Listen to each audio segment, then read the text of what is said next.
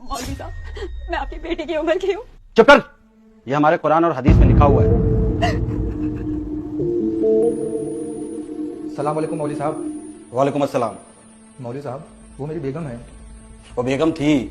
जब तुमने उसको तलाक तलाक बोल दिया उसी दिन तुम दोनों का रिश्ता खत्म हो गया। अरे वो मेरी ही गलती थी, मैं गुस्से में आकर अपनी बेगम को तलाक तलाक तलाक बोल दिया। गलती तुम्हारी हो या तुम्हारी बेगम की, एक बार अगर तुमने तलाक तलाक बोल दिया तो तुम दोनों का रिश्ता जायज नहीं है हमारे इस्लाम में। लेकिन ऐसे कैसे?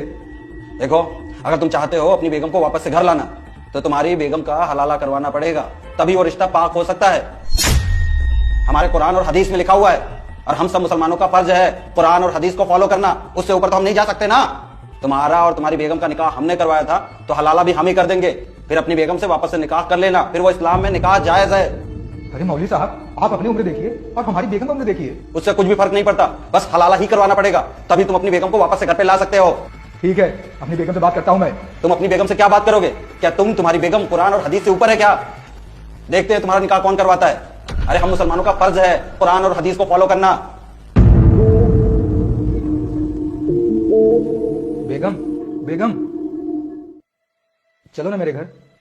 अब मैं तुम्हारी बेगम नहीं हूँ। ये सब मुझे तलाक देने से पहले सोचना था। अरे वो मेरी ही गलती थी, मैं गुस्से में आकर तलाक तलाक तलाक बोल दिया। तुम्हें तो पता है ना कुरान और हदीस में क्या लिखा हुआ है। अगर तुम्हें मुझसे दोबारा निकाह करना है तो मुझे तो इस चीज से गुजरना पड़ेगा ना। मौलवी साहब, मैं आपकी बेटी की उम्र की हूँ, मेरे साथ ऐसा मत कीजिए, मुझे जाने दीजिए, रहम कीजिए मुझ पे। चुप कर। ये हमारे कुरान और हदीस में लिखा हुआ है, उससे ऊपर तो हम नहीं जा सकते ना। अब तुझे तेरे शौहर के पास वापस से जाना है तो इस चीज से तो गुजरना ही पड़ेगा।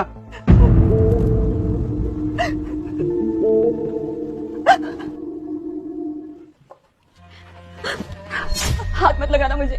अरे तुम मेरी बेगम हो, तुम्हें नहीं छूंगा तो किसे छूंगा? बेगम हूँ, ये तो तलाक देने से पहले सोचना था ना। गलती तुम्हारी, सजा मुझे मिली। अरे, वो मौलाना पूरी रात रात भर मुझे नोचता रहा, खिचोड़ता रहा। मैं उसके सामने हाथ जोड़ के बोलती रही कि मुझे छोड़ दो, मुझे जाने दो, गिड़गिड़ाती रही, भीख मांगती रही, लेकिन उसने मेरी एक नहीं सुनी। वो मेरे जिस्म को नहीं, मेरी रूह को नोच रहा था।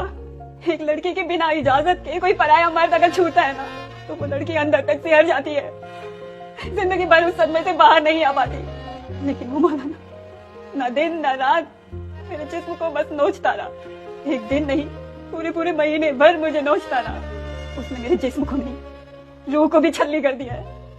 मैं तुम्हारी बेगम तो रहूंगी, तुम्हारे लिए खाना भी बनाऊंगी, तुम्हें खिलाऊंगी भी, लेकिन अब हम दोनों के बीच शारीरिक संबंध कभी नहीं होगा, क्योंकि मैं उस सदमे से जिंदगी भर नहीं उभर पाऊंगी।